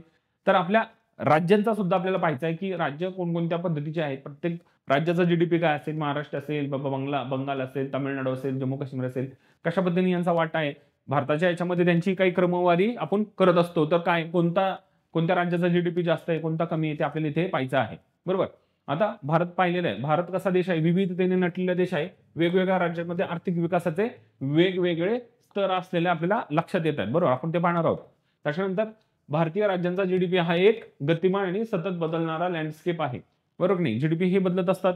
विविध राज्य, विविध जे काही पॉलिटिकल परिस्थिती असेल, तिथले जे काही प्रत्येक राज्यात वेगवेगळ्या पक्षाचं सरकार असेल, ते त्यांचे जे काही लीडर असतील ते कशा पद्धतीने त्या राज्यामध्ये बदल घडवून आणण्यासाठी, आर्थिक प्रगती करण्यासाठी कोणकोणत्या योजना राबवतात, कशा पद्धतीने त्यांचं सरकार काम करतं, याच्यावर सुद्धा तिथल्या जे काही आकडेवारी आहे ही बदलत असते. बरोबर. आता याच्या आपल्या भारतासारखा देश हा खंडप्राय देश आहे. खूप राज्य आहेत आपल्याकडे. त्याच्यानंतर काही केंद्रशासित प्रदेश सुद्धा आहेत. तर तिथले वेगवेगळे प्रत्येकाचे काही म्हणजे तिथले भौगोलिक परिस्थिती सुद्धा वेगळी आहे. त्याचाही त्यातल्या जीडीपी मध्ये काही प्रमाणात इम्पॅक्ट पडत असतो. कुठे पाऊस असेल, आपल्याकडे मान्सून पद्धतीचा पाऊस आहे, तर पावसावर सुद्धा आपलं डिपेंड राहतं कशा पद्धतीने आपली इथली प्रगती होणार आहे ते आपण इथे सर्वात पाहणार आहोत. आता सर्वात पहिलं पाहणार आहोत की बाबा भारतामध्ये टॉप 3 अर्थव्यवस्था कोणकोणत्या आहेत. सध्याच्या काळामध्ये टॉप 3 अर्थव्यवस्था. सर्वात पहिला आहे महाराष्ट्र. महाराष्ट्राची अर्थव्यवस्था जवळपास किती कोटींची आहे? 32.39 लाख कोटींची अर्थव्यवस्था आपली आहे. त्याच्यानंतर येतो उत्तर प्रदेश. उत्तर प्रदेश हा तसा तर 3 नंबरला होता तामिळनाडू नंतर, परंतु तिथलं जे गव्हर्नमेंट आहे त्यांनी खूप बूस्ट दिलेला आहे. तर त्यांचा जीडीपी आहे 29.53 लाख कोटी. अलीकडच्या काळातला आहे हा. बरोबर. आणि हे तामिळनाडूपेक्षा पुढे असण्याचा एक आपल्याला अंदाज येत आहे. कारण की योगी आदित्यनाथ यांनी सांगितलं की आपल्याला 1 ट्रिलियन इकॉनॉमी बनायचं आहे. बरोबर. आता महाराष्ट्र 1 ट्रिलियनच्या जवळपास पोहोचत आहे. त्याच्यानंतर तामिळनाडू 2 नंबरला होता. तर उत्तर प्रदेश त्याला सरपास करण्याच्याच याच्यामध्ये आहे. आणि 3 नंबरला आहे तामिळनाडू. 28.51 लाख कोटी एवढा त्यांचा जीडीपीचा हे आहे. बरोबर. तर हे आहे टॉप 3 राज्य. कशाच्या? प्रत्येक राज्याचा जीडीपी काय आहे त्याच्यानुसार. बरोबर. आता 2024 मध्ये भारतातील सर्वाधिक जीडीपी असलेले राज्य आपल्याला पाहिजे. टॉपला आहे महाराष्ट्र. याचा वाटा किती आहे भारताच्या जीडीपी मध्ये? 15.7% एवढा वाटा आपल्या याचा आहे, महाराष्ट्राचा आहे. त्याच्यानंतर 2 नंबरला उत्तर प्रदेश येत आहे.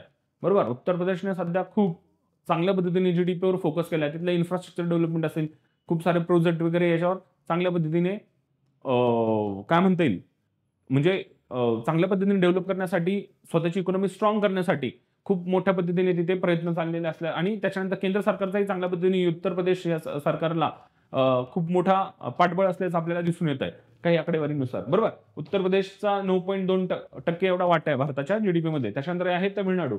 बरोबर. पहिला 2 नंबरला तामिळनाडू होता.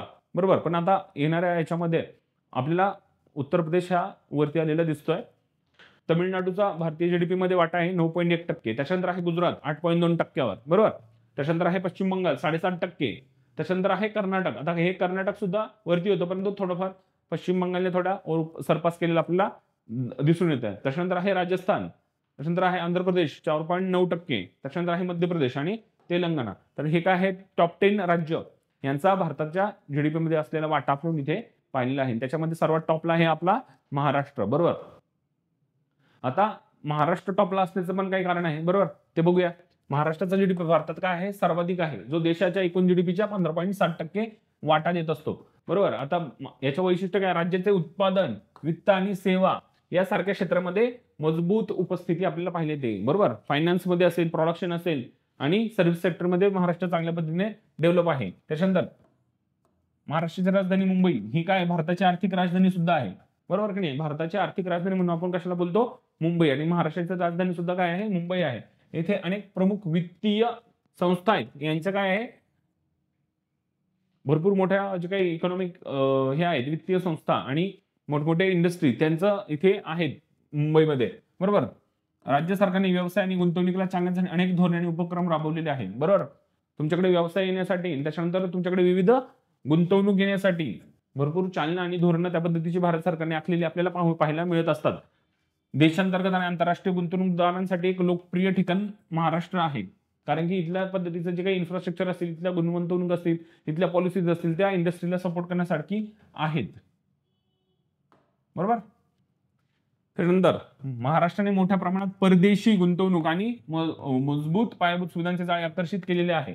बरोबर की नाही. इन्फ्रास्ट्रक्चर असेल, पायाभूत सुविधा असेल, यांच्या पद्धतीने चांगल्या पद्धतीने डेव्हलप आपण करण्याचा प्रयत्न करत आहोत. त्यामुळे देशाच्या आर्थिक वाढीला हातभार लागलेला आहे. बरोबर. महाराष्ट्र जसं जसं प्रगत होईल तसंच देशाची इकॉनॉमी सुद्धा वाढलेली आपल्याला पाहायला दिसून येते. भारतातील सर्वात कमी जीडीपी असलेले राज्य, आता हे पाहिलं महाराष्ट्र सर्वात जास्त जीडीपी असलेलं असतं. त्याच्यानंतर आहे महाराष्ट्रात सर्वात कमी जीडीपी, त्याच्यामध्ये आहे बिहार. बरोबर. बिहार काय आहे? भारतातील सर्वात कमी जीडीपी असलेलं राज्य आहे. भारताच्या एकूण जीडीपी मध्ये किती योगदान आहे बिहारचं? 3.1%. बरोबर. त्याच्यामुळे बिहार खूप मागासलेलं राज्य आहे. अजूनही खूप मोठ्या डेव्हलपमेंटची ह्या राज्याला गरज आहे. ह्या राज्यामध्ये गरिबी, बेरोजगार आणि अविकसित पायाभूत सुविधा यांचा खूप मोठा प्रॉब्लेम आहे. गरिबी तर आहे, जे पायाभूत सुविधा नाहीये. त्याच्यानंतर अविकसित पायाभूत सुविधा. बरोबर. याच्यामुळे काय आलं? त्यांचा विकास, आर्थिक विकास जो आहे तो स्टॅग्नंट आहे. राज्यातील बहुतेक लोकसंख्या शेतीमध्ये गुंतलेली आहे.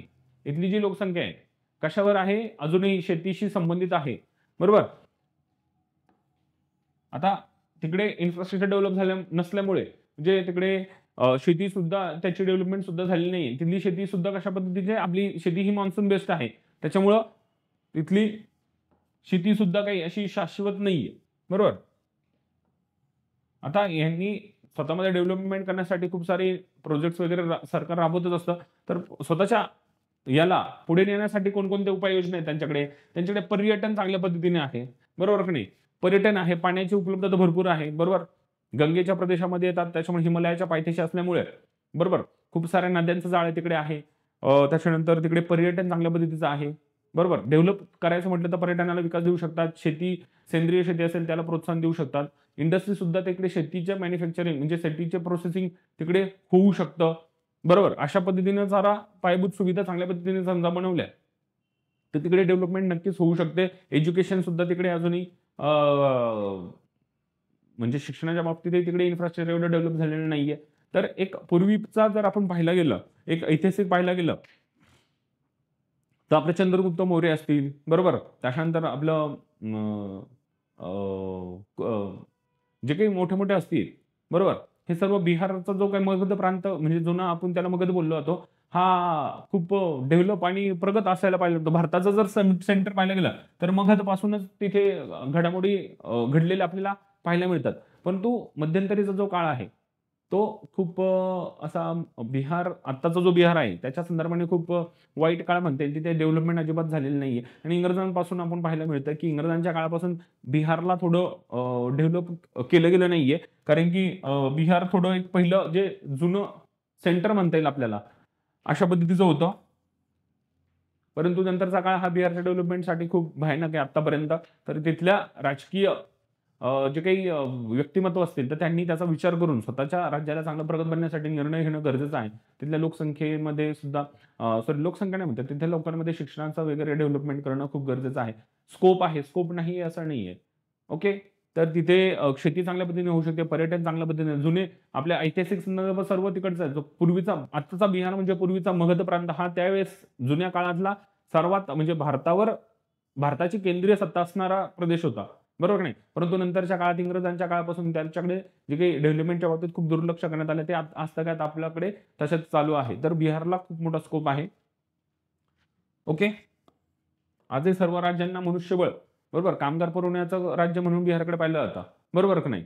तर त्याचा एक छवी बदलण्याची गरज आहे. येणाऱ्या काळात तिथले राज्यकर्ते असतील किंवा केंद्र सरकार असेल हे चांगल्या पद्धतीने तिकडे डेव्हलपमेंटच्या स्कीम्स आणून ते त्यांचा जो काही उत्कर्ष आहे तो घडवून आणू शकतात. आणि नक्कीच जीडीपी मध्ये आता मखाण्यासारखं एक प्रॉडक्ट आहे त्याला बिहारमध्ये त्याचं खूप मोठ्या पद्धतीने उत्पादन होत असतं आणि जागतिक पातळीवर मखाण्याला खूप मोठी डिमांड आहे. त्याचं पौष्टिक मूल्य खूप चांगल्या पद्धतीने आहे. तर बिहार एक देशाची राजधानी आहे जिथे मखानाच्या संदर्भात, तर मखानाला तिथे प्रमोट करण्याचं काम सध्या खूप चालू आहे जेणेकरून तिथल्या जीडीपी मध्ये ग्रोथ होईल. आणि चांगल्या पद्धतीचे युनिट तिथे स्टेबल करणं, चांगलं मनुष्यबळ, कुशल मनुष्यबळ तयार करणं खूप गरजेचं आहे. असे काही प्रॉडक्ट्स असतात जे तुम्हाला जागतिक पातळीवर ओळख निर्माण करून देतात. आता जो मिथिला बिहारमध्ये एक हे आहे, मिथिला एक प्रदेश आहे, तिथला मखाना खूप प्रसिद्ध आहे, त्याला GI टॅग सुद्धा मिळालेला आहे. तर असे काही प्रॉडक्ट्स असतात जे तुम्हाला राष्ट्रीय, आंतरराष्ट्रीय ओळख निर्माण करू देऊ शकतात आणि तुमच्या राज्याची किंवा तुमच्या प्रदेशाची छवी बदलण्यामध्ये मदत होऊ शकते. तर मखाना एक असा प्रॉडक्ट आहे ज्याच्यावर चांगल्या पद्धतीने तिथे सध्याचं सरकार आणि केंद्रीय सरकार सुद्धा त्याच्यावर मदत करत आहे, जेणेकरून ह्या प्रॉडक्टवर चांगली मागणी म्हणजे देशांतर्गत आणि आंतरराष्ट्रीय पातळीवर सुद्धा ह्या प्रॉडक्टला चांगली मागणी आहे. तर त्याचं प्रोडक्शन किंवा त्या प्रॉडक्टवर फोकस करूनही तिथली चांगल्या इकॉनॉमिक आपण डेव्हलपमेंट करू शकतो. बरोबर? तर हे झालं भारतामध्ये सर्वात मोठं GDP असणारं राज्य आणि कमी GDP योगदान असणारं राज्य. बरोबर? भारतीय राज्यांच्या GDPवर परिणाम करणारे घटक कोणकोणते ते आपण पाहणार आहोत. भारतीय राज्यांच्या GDPवर विविध घटकांच्या कोणत्या परस्पर संवादाचा परिणाम होतोय. बरोबर? या घटकांमध्ये वेगवेगळ्या प्रदेशांच्या आर्थिक परिस्थितीबद्दल मौल्यवान माहिती मिळू शकते. आता याच्यामध्ये कोणकोणते घटक आहेत ते पाहूया. नैसर्गिक संसाधने. बरोबर नाही? प्रत्येक राज्यामध्ये वेगवेगळ्या नैसर्गिक संसाधनं आहेत. बरोबर नाही? प्रत्येक राज्याकडे वेगवेगळ्या खंडप्राय देश आहे भरपूर मोठा. प्रत्येक ठिकाणी असणारी जी काही नैसर्गिक साधन संपत्ती आहे ती वेगवेगळ्या प्रकारची आहे. त्याच्यानंतर पायाभूत सुविधा. काही प्रदेश हे पायाभूत सुविधा खूप चांगल्या पद्धतीने तयार झालेल्या आहेत. काही प्रदेशांमध्ये अजूनही पायाभूत सुविधा पोहोचलेल्या नाही. महाराष्ट्रामध्ये चांगल्या पद्धतीने, महाराष्ट्रामध्ये जर पाहिलं गेलं तर पश्चिम महाराष्ट्रामध्ये चांगल्या पद्धतीने पायाभूत सुविधा आहेत. अजूनही मराठवाडा झालेल, विदर्भ झाले, इकडच्या पायाभूत सुविधा अजूनही कमी पद्धतीने तयार झालेल्या आपल्याला पाहायला मिळतं. तर ह्या एका राज्यातलाच डिफरन्स आहे. तर महाराष्ट्र आणि बिहारमधल्या तर पायाभूत सुविधांचा विचारच करायला नको. तर अशा पद्धतीचं आहे. त्याच्यानंतर मानवी भांडवल. महाराष्ट्रामधलं जे काही मानवी भांडवल आहे किंवा आपण साऊथचं पाहायला गेलं, तमिळनाडू इकडचं जे काही मानवी ह्युमन रिसोर्स आहे हे चांगल्या पद्धतीने शिक्षण वगैरे घेतलेलं चांगलं स्किल लेबर आपल्याला पाहायला मिळतं. तर जो काही बाकीचा प्रदेश आहे, उत्तर प्रदेश झालं, बिहार झालं, इकडचं भांडवल, ह्युमन भांडवल आपल्याला थोडा कमी पद्धतीचं तिकडे डेव्हलपमेंट, कारण की तिकडे शैक्षणिक सुविधा त्या पद्धतीने डेव्हलप झाली नाही जसे की आपल्या बाकीच्या राज्यांमध्ये तयार झालेले असतात. त्याच्यानंतर सरकारी धोरणं. प्रत्येक ठिकाणी राज्य सरकार वेगवेगळं असू शकतं, केंद्र सरकार वेगवेगळं असू शकतं. जे काही सरकारी धोरण आहेत याच्यामध्ये बदल आपल्याला पाहायला मिळत असतो. बरोबर? आता हे जे घटक आहेत हे तुमच्या आर्थिक विकासामध्ये घडत असतात. बरोबर? तर या सर्वांचा परिणाम आपल्याला वेगवेगळ्या राज्यांचा वेगवेगळा GDP, ठीक आहे, तिथली परिस्थिती कशी कमी जास्त आहे याच्यावर आपला यांचा प्रभाव पडत असतो. बरोबर? त्याच्यानंतर आपल्याला पाहिजे सर्वाधिक दरडोई स्थूल राज्य उत्पन्न असणारे घटक. सिक्कीम असेल, सिक्कीमचं किती आहे? 5,87,743 रुपये. त्याच्यानंतर गोवा आहे, त्याच्यानंतर दिल्ली आहे, चंदीगड आहे, तेलंगणा. हे काय आहे? टॉप असणारे घटक आहेत ज्यांचं काय राज्य उत्पन्न, जे काही दरडोई उत्पन्न आहे हे जास्त आहे, हे आपल्याला पाहायला मिळतंय. सिक्कीममध्ये 5,87,743 रुपये आहे. त्याच्यानंतर गोवा आहे 2 नंबरला, 3 नंबरला दिल्ली आहे, चंदीगड आहे आणि 5 नंबरला तेलंगणा असल्याचं आपल्याला दिसतंय. त्याच्यानंतर सर्वात कमी दरडोई स्थूल राज्य उत्पन्न कोणत्या राज्याचं आहे ते पाहिजे. तर सर्वात कमी जे आहे ते किती आहे? बिहारचंच आहे.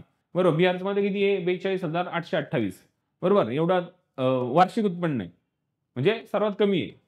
त्याच्यानंतर आहे उत्तर प्रदेश, इथे 1,10,000 रुपये आहे. त्याच्यानंतर आहे झारखंड, हे थोडं चुकलंय, ठीक आहे, झारखंडमध्ये 1,15,000.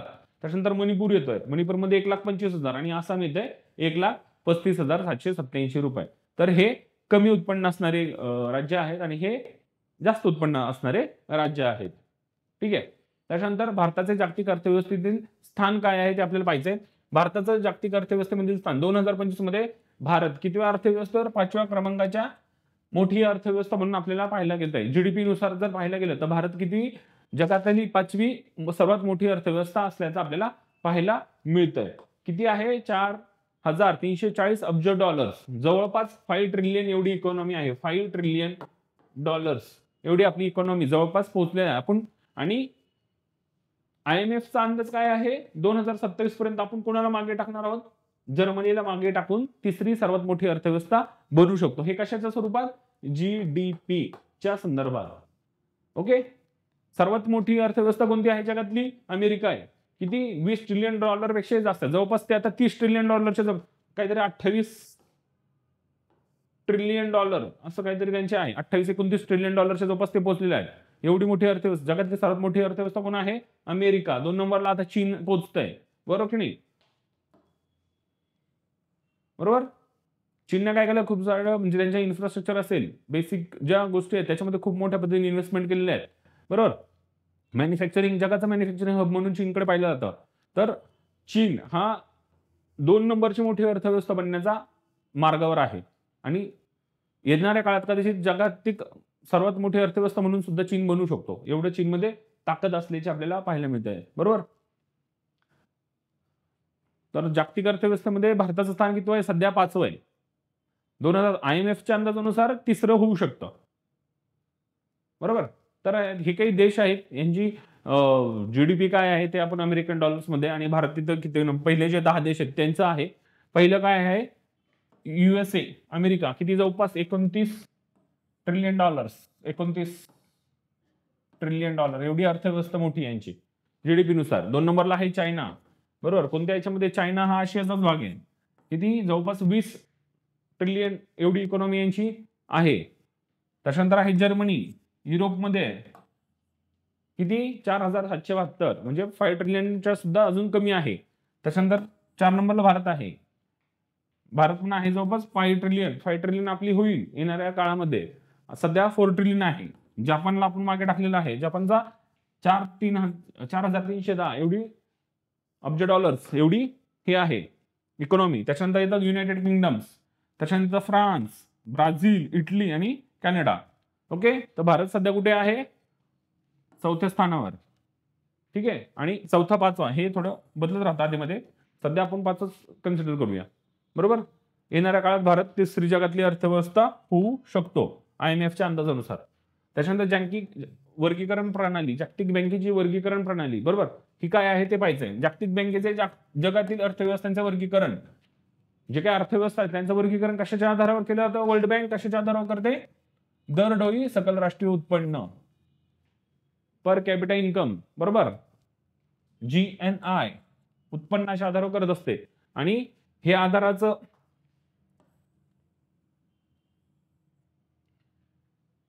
हे आपण कशात मोजतो? GNP सकल राष्ट्रीय उत्पादन किंवा GNP याने मोजत असतो. आणि हे जे GNI म्हणजे काय? क्रय शक्ती समानता. बरोबर. क्रय शक्ती समानता दर. GNI जो आहे तो वापरून आंतरराष्ट्रीय डॉलरमध्ये काय केलं जातं? रूपांतरित केलं जातं. आणि एकूण राष्ट्रीय उत्पन्न आपलं काढलं जातं त्याला काय बोलतो आपण? GNI. GNI नुसार जागतिक बँकेने सर्वात वर्तमान वर्गीकरण केलेलं आहे. कशानुसार केलेलं आहे? GNI जागतिक बँकेने, वर्ल्ड बँक यांचा रिपोर्ट कोणता असतो? वर्ल्ड डेव्हलपमेंट रिपोर्ट, जागतिक विकास अहवाल.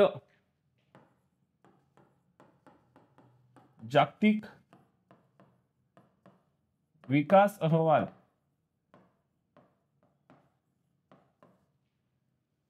वर्ल्ड बँक हा अहवाल प्रसिद्ध करत असते आणि त्याच्यामध्ये आकडेवारी प्रसिद्ध करत असते. कोणाची अर्थव्यवस्था किती नंबरला आहे काय, आणि त्याचं वर्गीकरण कशा पद्धतीने केलं जातं ते इथे दिलेलं आहे.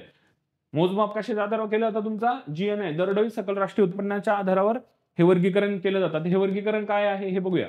कमी उत्पन्न, कमी मध्यम उत्पन्न, उच्च मध्यम उत्पन्न, उच्च उत्पन्न हे 4 गटामध्ये अर्थव्यवस्थेचं वर्गीकरण केलेलं आहे. तुम्ही कोणता देश कोणत्या अर्थव्यवस्थेच्या कोणत्या वर्गीकरणात मोडतो हे ठरवण्यासाठी त्यांनी काहीतरी उत्पन्नाचे आकडे दिलेले आहेत. तेवढं असलं पाहिजे. आता कमी उत्पन्नामध्ये मोडणारे देश हे किती कोणते आहेत? $1025 याच्यापेक्षा समजा एक उत्पन्न कमी असेल तर तो 1025 किंवा त्याच्यापेक्षा कमी उत्पन्न जर असेल तर तो देश कमी उत्पन्न गटात मोडला जातो. त्याच्यानंतर येतो तो कमी मध्यम उत्पन्न. याच्यासाठी मर्यादा काय आहे? 1026 ते $4035. बरोबर. एवढं तुमचं काय पाहिजे? उत्पन्न पाहिजे. ह्या गटामध्ये म्हणजे कमी मध्यम उत्पन्न गट याचा काय रेंज आहे? 1026 ते $4035. बरोबर. ह्या गटामध्ये येणारे देश हे कमी मध्यम उत्पन्न गटात मोडतात. त्याच्यानंतर आहे उच्च मध्यम उत्पन्न गट. ज्या देशाचं उत्पन्न 4036 ते $12,475 ह्या गटामध्ये ह्या रेंजमध्ये असेल तर तो देश कोणत्या गटात मोडतो? उच्च मध्यम उत्पन्न. आणि उच्च उत्पन्न 12,476 आणि त्याहून अधिक उत्पन्न असणारा जो काही देश असेल डॉलर्समध्ये तो देश हा उच्च उत्पन्न गटात मोडत असतो. तर हे वर्गीकरण आहे वर्ल्ड बँकेने तयार केलेलं डॉलर्सच्या याच्यामध्ये. कमी उत्पन्न, कमी मध्यम उत्पन्न, उच्च मध्यम उत्पन्न आणि उच्च उत्पन्न कुठपासून चालू होतं? $1025 पासून चालू होतं ते $12,476 पर्यंत. बरोबर. 12,476 प्लस हे उच्च उत्पन्न आणि 1025 तर त्यापेक्षा जर कमी असेल तर कमी उत्पन्न. राहिला म्हणजे लक्षात ठेवायला सोपं आहे, जास्त काही अवघड नाही. कमी आणि मध्यम उत्पन्न असलेल्या अर्थव्यवस्थांना सहसा विकसनशील अर्थव्यवस्था म्हणतात. बरोबर. हे वरचे जे दोन आहेत यांना काय बोललं जातं? विकसनशील, डेव्हलपिंग कंट्रीज बोललं जातं. बरोबर की नाही? आपण पाहिलं विकसित देश आणि अविकसित देश किंवा अविकसनशील देश किंवा विकसनशील देश. तर ज्यांचं उत्पन्न कमी आहे आणि कमी मध्यम उत्पन्न ह्या देशांना काय बोललं जातं? विकसनशील देश. ह्या गटामध्ये मोडणारे जे देश आहेत त्यांना काय बोललं जातं? डेव्हलपिंग कंट्रीज किंवा विकसनशील देश. आणि उच्च मध्यम उत्पन्न आणि उच्च उत्पन्न ह्या गटामध्ये असणारे जे देश आहेत ते कसे आहेत? विकसित देश. ओके. विकसित आणि विकसनशील. अविकसित कोण नाही बोलत? विकसनशील बाबा. ठीक आहे. त्याच्यानंतर इथे क्रय शक्ती, खरेदी शक्ती समानता, purchasing power parity, triple P. क्रय शक्ती किंवा खरेदी शक्ती याच्यामध्ये काय आहे? हा एक सिद्धांत आहे. बरोबर. याच्यामध्ये काय? दोन चलन आहेत, दोन देशांची चलन आहे. यांच्यामध्ये काय? विनिमय दरांमध्ये एकमेकांच्या क्रय शक्तीच्या बरोबरीने तुलना करण्यासाठी आवश्यक समायोजने निर्धारित करणे असा आहे. याचा उद्देश काय आहे ही थेरी मांडण्याचा? की जे दोन चलन आहेत, आता अमेरिकेचं चलन आहे डॉलर, भारताचं चलन आहे रुपया. बरोबर नाही? यांचं कंपॅरिझन कशा पद्धतीने करायचं, ते कशा पद्धतीने ठरवायचं ते ठरवण्यासाठी हा एक सिद्धांत मांडलेला आहे. कोणता? Purchasing power parity. बरोबर. आणि याच्यामध्ये काय चालतं? Exchange rate. एक्सचेंज रेट म्हणजे अमेरिका आणि भारत ह्या डॉलरमध्ये काय असतो? एक्सचेंज रेट असतो. बरोबर. हा ठरवला जातो. दुसऱ्या शब्दात जेव्हा विनिमय दराचा हिशोब केला जातो तेव्हा समान वस्तूवरील खर्च दोन्ही चलनांमध्ये समान असणे आवश्यक आहे. या प्रक्रियेत प्रत्येक चलनाची क्रय शक्तीची चाचपणी करून ती निश्चित केली जाते. बरोबर की नाही? एखादी वस्तू घेण्यासाठी एखाद्या देशासाठी समजा डॉलर्समध्ये किती खर्च येईल आणि रुपयांमध्ये किती खर्च येईल याची कंपॅरिझन केलं जात असतं. ठीक आहे. आणि त्याच्यावरून हे ठरवलं जात असतं. ओके. आता याचं विवरण म्हणजे करायचं तर कसं आलं? विविध देशांतील उत्पन्न पातळींची तुलना करण्यासाठी, दोन देशांमध्ये उत्पन्न पातळी वेगळी आहे त्यांची तुलना करण्यासाठी जगभरात क्रय शक्ती किंवा तुल्यता हा दंडक वापरला जात असतो. बरोबर नाही? काय वापरला जातं? दोन देशांतील उत्पन्न पातळीची तुलना करण्यासाठी वापरला जातो. काय? Purchase power parity.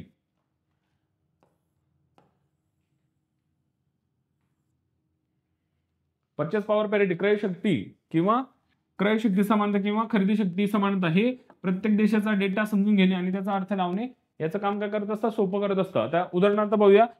भारतात एका समजा जोडा असेल, शूजचा जोडा, त्याची किंमत काय? 2,500 रुपये. जर डॉलरमध्ये आणि रुपयामध्ये विनिमय दर 50 असेल, बरोबर, म्हणजे $1 इज इक्वल टू 50 रुपये. हा एक्सचेंज रेट झाला, याला बोलतात एक्सचेंज रेट. हा बदलत असतो, फ्लोटिंग आहे सध्या. बरोबर की नाही?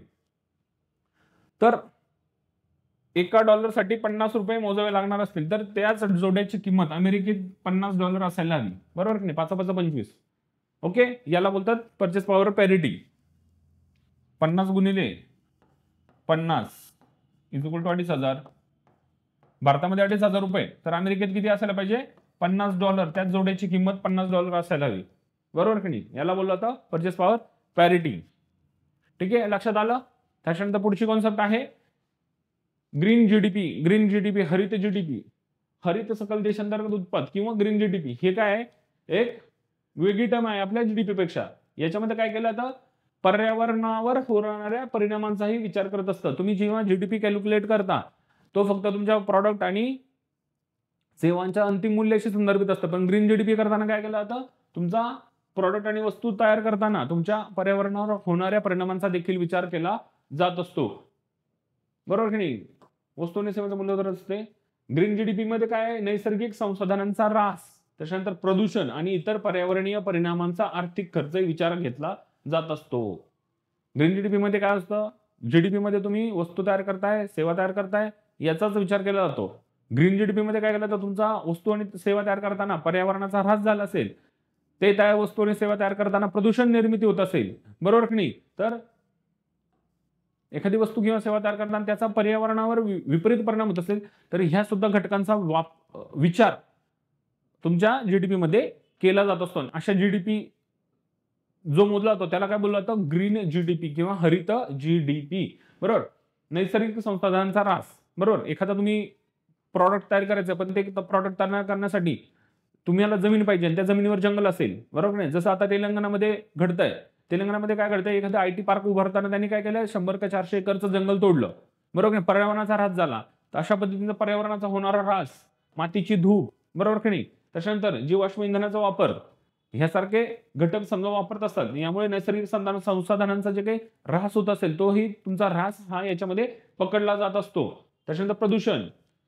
एखादा तुम्ही केमिकल बनवताय, एखादी इंडस्ट्री आहे, तुम्ही एखादी पेंटची इंडस्ट्री तयार करताय आणि ते तयार करताना तुमचं एक वेस्टेज वॉटर तुम्ही डायरेक्ट इंडस्ट्रीचं वेस्टेज वॉटर पाणी तुम्ही डायरेक्ट नदीमध्ये सोडताय, नदी प्रदूषित करताय किंवा खूप एखादा प्रॉडक्ट तयार करताना तुम्ही खूप जीवाश्म इंधन वापरताय आणि त्याच्यामुळे काय होतंय, खूप पद्धतीने प्रदूषण होतंय हवेचं. तर अशा सुद्धा प्रदूषणाचा तुमच्या ग्रीन जीडीपी मध्ये कॅल्क्युलेशन केलं जातं, की किती नुकसान होतंय आपल्या पर्यावरणाला. ओके, पर्यावरण संरक्षण, बरोबर? तर अशा पद्धतीने पर्यावरणाचा विचार करून काय केलं जातं, त्याच्यावर होणारा खर्च हा इन्क्लूड केला जातो, बरोबर? आणि अशा पद्धतीने काय करत असतं, याचा वापर किंवा याचा विचार सुद्धा केला जात असतो. पर्यावरणाचा ऱ्हास जो होतो तो किती बाबा त्याचं आर्थिक मूल्य किती आहे ते काढलं जातं आणि त्याचा विचार करताना ग्रीन जीडीपी मध्ये तो मोडला जातो. अशा जीडीपीला जो मोजला जातो त्याला काय बोललं जातं, ग्रीन जीडीपी.